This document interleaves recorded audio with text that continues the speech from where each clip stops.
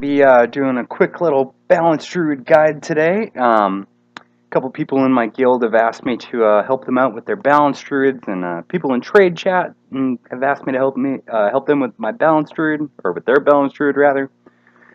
And I figured it would just be easier to have a video to just link people to like a resource or something, because there's not a million other Moonkin guides out there on YouTube. Anyway, let's jump into it real quick and let's see what we've got for spells. All right, so Moonkin is a very easy spec to play, harder to master, but it's not as hard as it used to be. You're always going to want to make sure you're in Moonkin form. Number one, it's going to give you a mastery buff to you and everybody in the raid. You need to make sure that you're in this 100% of the time. Pretty much goes without saying. If you're playing a druid at all, you're used to shifting in and out of forms all the time. Starfire is going to be your main nuke when you're in Lunar, of course. Wrath is going to be your main nuke when you're in Solar. Eclipse is our resource system. I'll just demonstrate it real quick. Get myself in the combat here. You can see that the bar is moving up, and it'll eventually go back into Solar. It's a little bit slow because I was using balance of power. You also get this lovely overlay right here on your basic UI that lets you know when you're in Lunar and Solar. Hopefully that's enough distance away to reset me out of combat. Yes, it is. Alright. Let's talk about our passives real quick. The passives that we have, they're not too complex, but they're just enough that you need to know what's going on. Star Surge is what we get when we crit with Moonfire and Sunfire. As you can see, that was the proc thing that came above on the top of the screen. That's a basic standard stock UI. It's very important to know what your Star Surge does for you. As you can see, I'm just going to cast it right here, and it gives me this buff right here that I'm keeping track of, called Lunar Empowerment. The damage of your next Starfire is increased by 30%. That's really, really big. Maintaining this buff is absolutely huge to your DPS.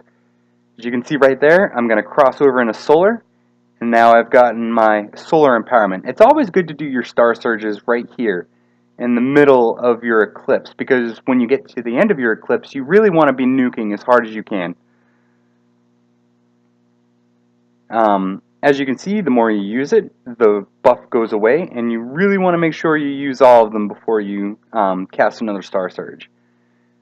So as you can see right there, immediately cast another Star Surge as soon as that Starfire is getting out. Alright, let's jump into talents real quick, because the way you talent really affects the way that you play it. Feline Swiftness is good if you don't have to take Displacer Beast. Displacer Beast is good for like a get the fuck out of there kind of thing. Something like Blast Furnace comes to hand, or to mind when you're trying to run bombs over to the to the heat regulators. The faster you can do that, the faster you can get back in Moonkin form and start DPSing. Now, this is a DPS decrease to take this, because it's 2 global cooldowns to pop into cat form and then pop into Moonkin form. So just be aware of that. You try and time this in a way that it's not going to affect you badly. Feline Swiftness is good all the time. Fights where I don't have to use Displacer Beast, such as oh man, I can't even remember the name now. Iron Council there, the 3 bosses, Iron Maidens, yeah. Feline Swiftness is really hot. I mean, you don't have to worry about, dropping in the cat form. It's very easy to just have that passive movement speed increase. Wild Charge, kind of shitty. Never take it. For Moonkins, it's a disengage. really not worth it unless you're realistically having to disengage like every 15 seconds, which I can't give you an example of because it's not there. It's not a situation that you're going to have to be in. So go ahead and just take either one of these two. You're going to be just fine. The 30 tier is really just a toss-up between Ysera's Gift and Renewal. Ysera's Gift does the most healing. If your raid group is anything like mine, you've got something like 6 Druids. So we all take Ysera's Gift, and it's like passively having another healer. It allows us to underheal a lot of things. Renewal is fantastic. It's almost like having another health tonic. For the only way that I take this is on Blackhand when I'm being sent up to do the ads on the top of the balcony there, because you know, most times a healer doesn't go up with me, and it's just me and another Moonkin, and we're throwing rejuves on each other and on ourselves, and having that renewal is just going to be able to keep you up there just that teeny little bit longer. Snaring Ward, kind of junky, doesn't really work for us in PvE. Level 45, take whatever the hell you want. Normally we go for Typhoon. Mass Entanglement's really, really crappy. Fairy Swarm, I only found one use for it in Blackrock Foundry, and that is on Flamebender. When she summons little wolves that you need to slow. Being able to just pop a Fairy Swarm on one of those and slow its movement speed by 50% is pretty huge. Level 60. This is going to be, excuse me, the way that you really play this. Realistically, you're always going to take Incarnation. It times up really well with our Celestial Alignment, and it's huge. The way that it's huge and better than Soul of the Forest is you have more control over when to line up your cooldowns. I mean, as you can see, all of these are base minute 3-minute cooldowns, so I can time them up very well to always be in my favor. Soul of the Forest, unless you are realistically only getting one incarnation per fight, it's like a 5-minute and 45-second fight, and you are just not getting off that second incarnation. Go ahead and take Soul of the Forest. Or if you're, rocking out in your 5-mans, and you want something for trash mobs and to pull down huge mega deeps, then go ahead and pick Soul of the Forest. But realistically, you should always be taking Incarnation. Force of Nature is really shitty, never use it ever, and I don't know why this even exists. Level 75, take whatever the hell you want. Ursul's Vortex is unique to us. That makes it really, really well. You pop this little cyclone here down on the ground, and when things move out of that, it's going to get pulled right back into there. Oh, I already lost it. There it is. It's going to get pulled right back in. So, really haven't found that much of a use for this yet in Blackrock Foundry, but it's really not much of a use for any of this. Other classes reliably bring better stuns, and we have to be in melee, so we have to have a positioning thing for it. Level 90, Nature's Vigil is really the only choice here. Heart of the Wild requires you to not DPS, and let's face it, if you're tanking, then something's really gone wrong. Where if you have to tank for 30 seconds or however long this lasts for, I never really even use it. Dream of Cenarius, it's okay. It just doesn't do enough healing as Nature's Vigil does when you can time it with your cooldowns. In a burn phase, like, say, Butcher, when you're stalling your cooldowns for that 30% mark, where he goes into enrage there.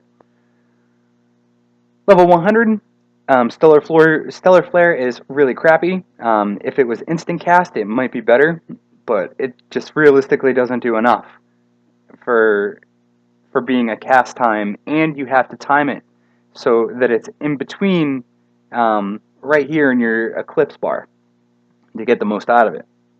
So it's not really worth it. I would never take this talent. Euphoria, ooh, I do not have any tombs. Euphoria is the talent that you're going to be playing most of the time. It is your main #1 single target DPS talent. Why won't this? There we go. I'm having troubles clicking things today. There we go. Alright, yeah, Euphoria.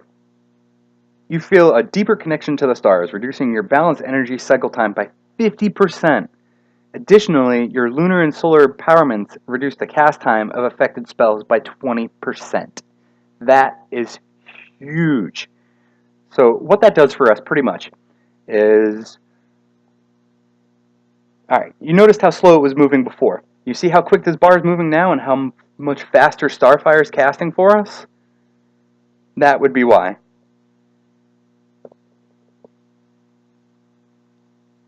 Right there, see? It's like a 0.3 second and chop off on your cast time spells, which is huge. Well, 0.3 for me because I have my my 2-set bonus here. But realistically, this is the one you're always going to be taking. Balance of Power does have its place. Again, Iron Maidens, where you have multiple targets to dot all the time. Blast Furnace, where you have multiple targets to dot all the time. It's arguable that you can take Euphoria on Blast Furnace, but I'm not going to get into that. This is really just basic DPS guide. But Balance of Power does have its place. You know, Beast Lord Darmak. It's really good because your lunar and solar cycles are always going to line up the same in every point of the fight because it's a static way that it transfers if you're taking Euphoria. If I remember correctly, when the first set of ads spawn, you're going to be in solar, which means that your Sunfire, which also multi-dots things, I can't really show you the button because I need to be in solar for it. Let's go ahead and get that in there. And I'm just going to use Astral Communion, jump into solar. It also, I can't scroll over and do that. Your solar spell will dot everything within 5 yards. So if you pick a good mob in the middle of all those, or you know, if you've got a DK, we don't have a DK, which is kind of crappy for us, but if you have a DK and you know that AoE grip everything together and you just Sunfire in the middle, all those have Sunfire on them. So it's really good to use in fights that call for it. So I wouldn't take Balance of Power on every single fight. I know a lot of boomkins that do if you know you got 2 targets and they want to keep their dots up. And the other boomkin in my group is notoriously bad for this. He loves Balance of Power, mainly because it just extends the duration of his dots. He only has to apply them once on his main target and keep tunneling him. So let's get into our cooldowns and what they do for us. Incarnation, of course, is your standard 3-minute cooldown that you talented for. Celestial Alignment. Celestial Alignment causes you to increase your damage dealt by 20%, and it applies your Sunfire and Moonfire. So realistically, you should always be pairing these up together if you do not have your 4-set bonus.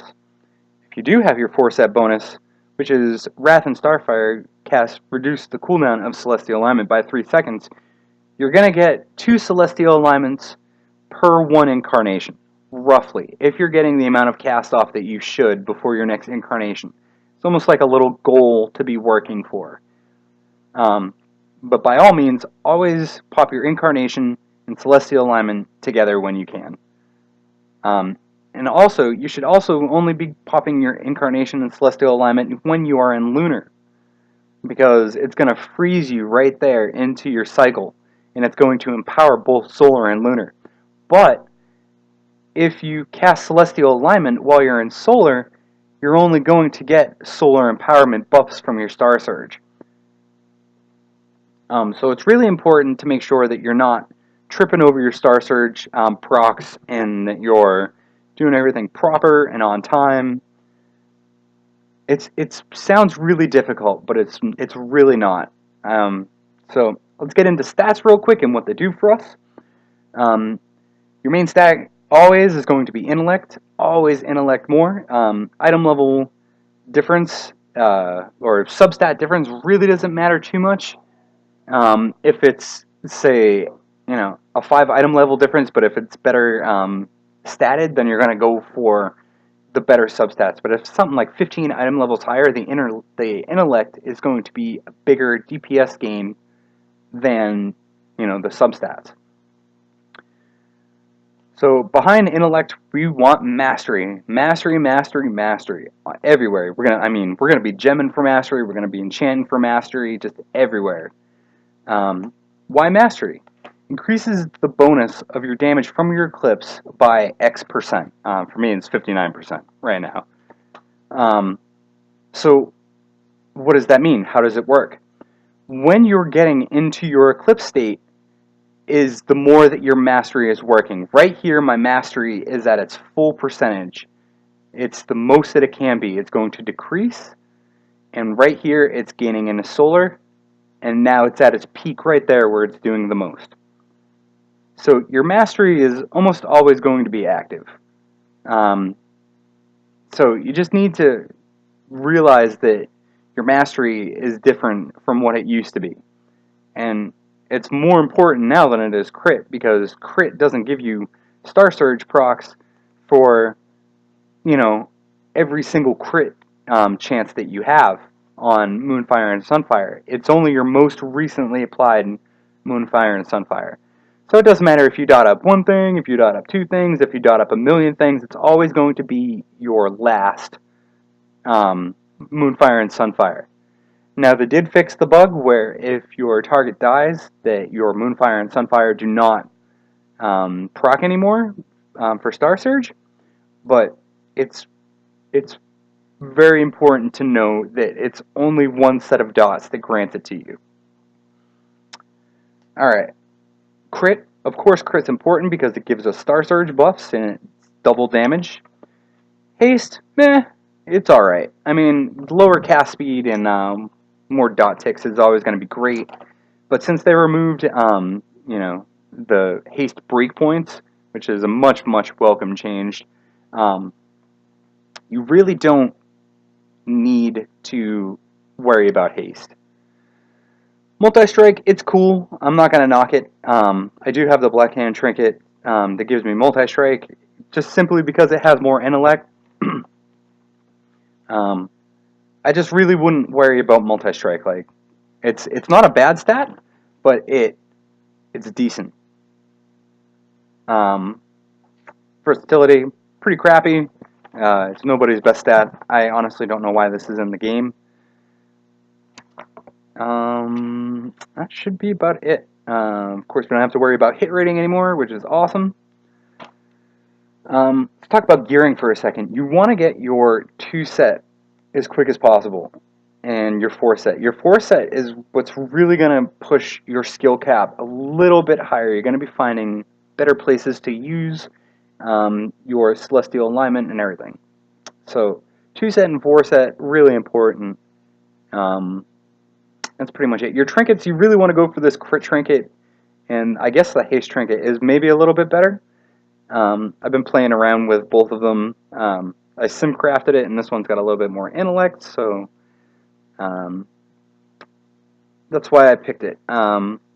If it's single target, just straight up single target fights like Groll or Butcher, then I'm probably going to swap this trinket in and out, just because the haste bonus is so huge to line up with Berserking. So let's get into the rotation and opener. Got to get myself out of combat. I don't know why this is keeping me in combat right here.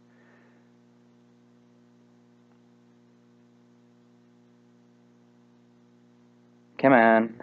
Drop me from combat. I'm trying to do a guide here. Thank you. Alright. So, how do we open on this big bad beast of a moonkin here? We want to set it up so that we're popping Incarnation 2 seconds before our pull timer. That seems like a waste, you ask. You know, shouldn't we be pre-casting something? Shouldn't we be, you know, pre-potting? Yes, we should pre-pot, of course. But Incarnation takes up a global cooldown to activate. So we want to make sure that we're doing it on 2 so that we can pre-pot on 1 and our global cooldown is reset by the time that the timer goes off, so that we can cast Star Surge and it's going to land immediately when the boss is pulled, and we can begin casting our Starfire. Now, when do we pop Celestial Alignment? Because we have to throw some dots on there. Realistically, because this is off the global cooldown, you can fire your Starfire, or excuse me, your Star Surge, pop Celestial Alignment, and cast Moonfire at the same time. Now, when should we pop Berserking? Because your dots increase dynamically instead of statically, or statically, I don't know. They don't snapshot anymore. They take whatever buffs you have on you now, and they will increase as your buffs increase. So, you want to make sure that this is popped right before your cast time begins. So, I'm going to demonstrate this real quick because it sounds complex, but it's really, really easy. So, here we go. I'm going to actually do a pull timer.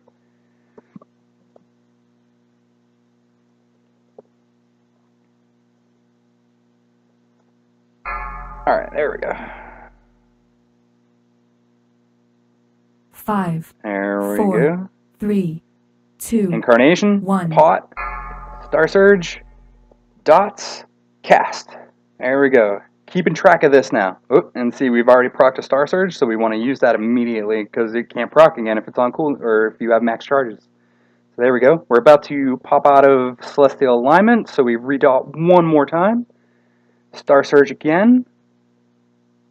And there we go. We're on our merry way to getting into Solar. Immediately start casting Wrath. Now, there's a choice to be made here because we are about to come back into Lunar. Stall for a second, get that empowerment back up. And it's just that easy. It's way easier than it used to be. A little bit of a mess up right there. There we go. Reapplying Sunfire. Having a way to track your dots is super important. That's pretty much it. You just continue along the same the same rotation. Now, what if I have to move in DPS? Because moving is part of every encounter nowadays. You're not just going to stand still at all. If you have two targets and you have to move, say one global cooldown, they're both dotted. You have two stacks of empowerment. Just go ahead and Starfall. Just go ahead and just move it right over. Starfall, it's kind of junky now compared to what it used to do, but it's still a very, very strong spell. If you have three targets that you don't have a kill priority on, like say Iron Maidens, then you want to just cast Starfall and just get it up. And of course, because it's a lunar spell, the closer we are into lunar empowerment, the more damage that it's going to do. I mean, as you can see right there, it was doing something like 1,000 damage in solar from doing 3,000 in lunar. So that's pretty much going to be it. If anyone's got any questions, comments, or concerns, feel free to leave me a message down in the comments section, or private message me, or even find me on Thrall. It's Marja with no special goofy characters there. And I hope you guys give this one a shot. I've played a balanced Druid for a few years now, and the changes that they made to this for Warlords of Draenor has been fantastic. Me and the other Moonkin in my group, we're always talking about how much better it is now than it used to be. So thanks for checking it out, and I hope to see you again next time.